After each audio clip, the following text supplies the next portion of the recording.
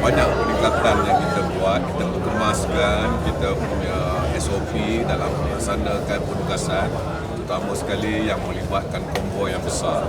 Dan saya percaya dengan peningkatan SOP dan peraturan-peraturan yang telah ditetapkan, kita dapat mengurangkan kemalangan bukan sahaja di tempat petugas tetapi juga semasa berada di dalam jalan raya dan sebagainya. Mungkin ada kewaruan dari segi pasal pematangan kursi baru ataupun macam mana? Tidak, ya, benda-benda itu memang kita pertingkatkan dari masa yang ke semasa dan masa yang sama juga kita mendapat untukan daripada kerajaan untuk mempertingkatkan peralatan dan juga logistik yang lain termasuk kenderaan-kenderaan baru yang saya percaya akan memberi semangat yang lebih kuat dan besar kepada semua petugas-petugas pilihan. Datuk Seri, macam mana kebajikan pihak keluarga yang masih terlibat setakat ini masih?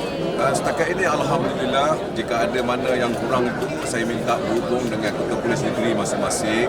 Tapi setakat ini kita telah melaksanakan segala bantuan keperluan, insurans dan sebagainya dan semuanya telah kita laksanakan dengan baik dan sempurna.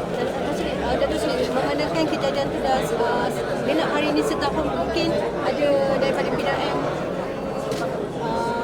dia nak baiki lagi dia punya SOP dalam itu yang saya katakan tadi. Perkara ini memang kita sentiasa ambil peran bagi memastikan keselamatan anggota dan juga pegawai polis di Raja Malaysia. Kita pertingkatkan SOP, kita pastikan bahawa semua pegawai dan anggota kita melaksanakan tugas dan tanggungjawab mereka mengikut SOP yang telah kita tetapkan.